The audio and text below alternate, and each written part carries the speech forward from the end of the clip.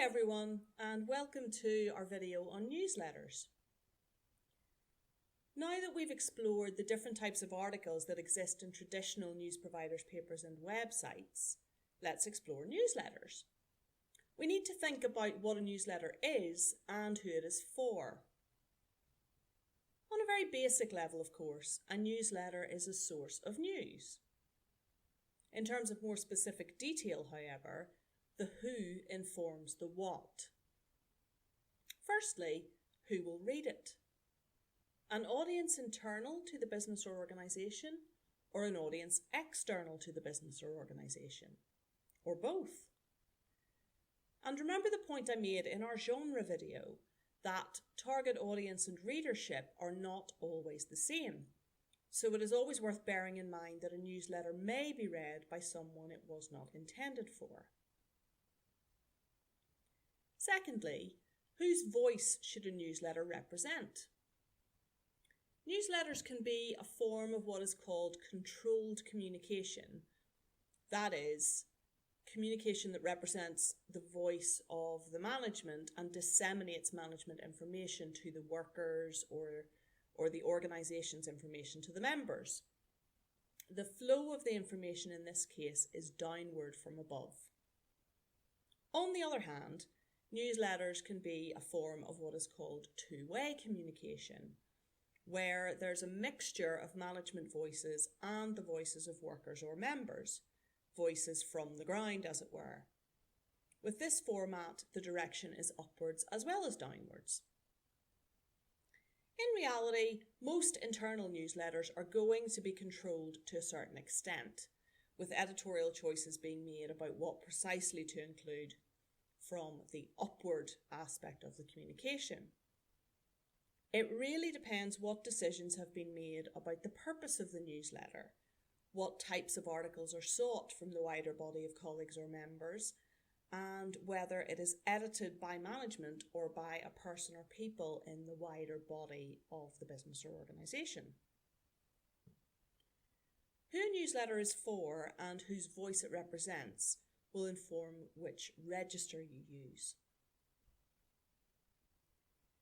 If you were tasked with writing or editing a regular newsletter for the business or organisation you worked for, you might wonder how you would possibly find enough content. But if you think laterally, there are plenty of things to write about, and you don't need to create everything from scratch. The main piece in each newsletter will be the latest, biggest news about the business or organisation. Beyond that, however, there are lots of options.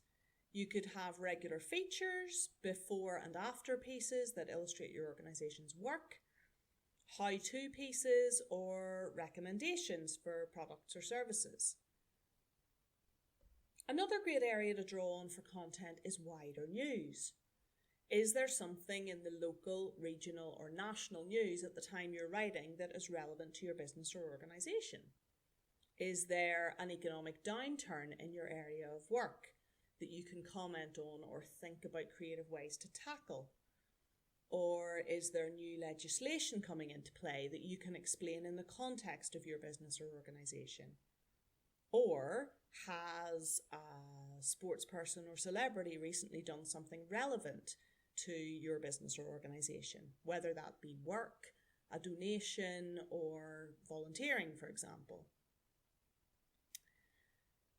Anytime that you're using something else in the form of wider news, or if you're picking up on, say, a how-to piece from another website, always acknowledge that website. You don't need to reference in the same way as you would in a scholarly piece of work with, your brackets and your Harvard referencing and things like that.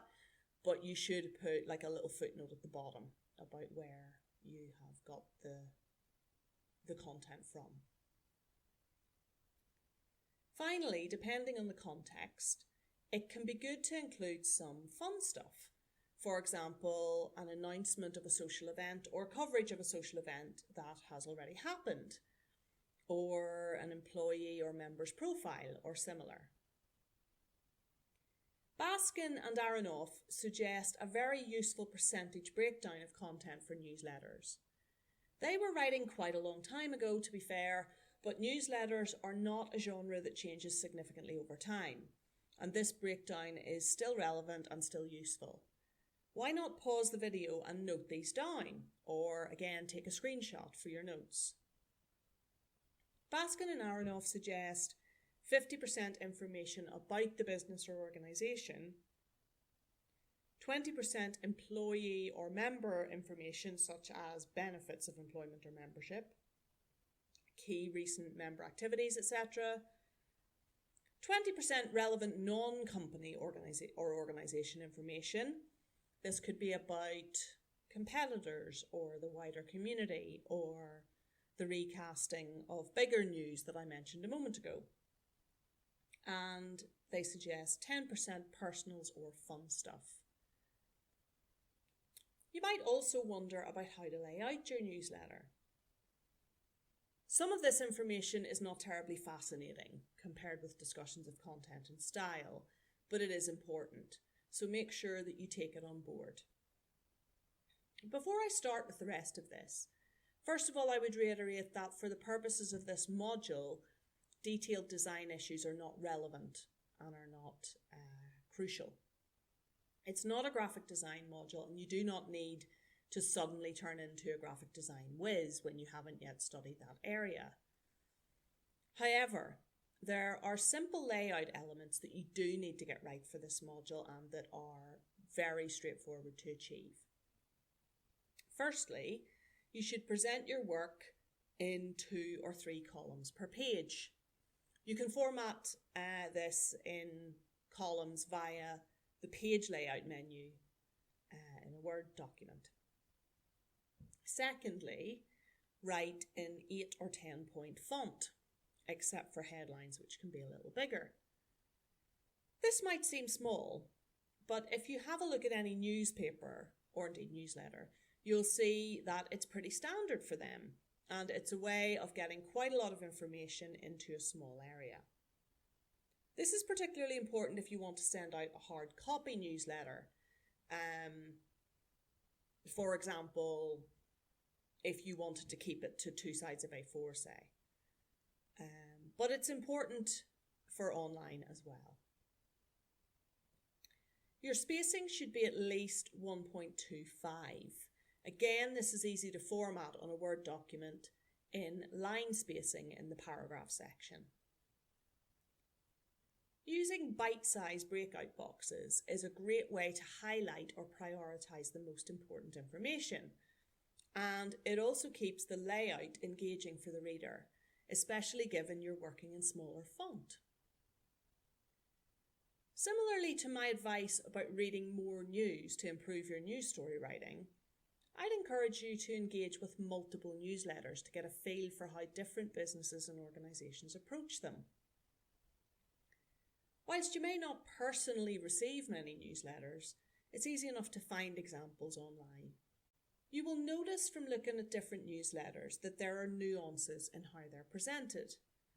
In particular, there is a continuum of whether their news articles are very neutral, like broadsheet news or press releases, or whether they contain more colour and warmth to their language, with more of a tabloid style. You should feel free to make the choice of where your news for your newsletter should sit on this continuum. Think about the character and overall register of your business or organisation and what style and level of warmth would suit that. And make sure that if you go for warmth and colour, you don't tip over into emotion and persuasion in the news stories.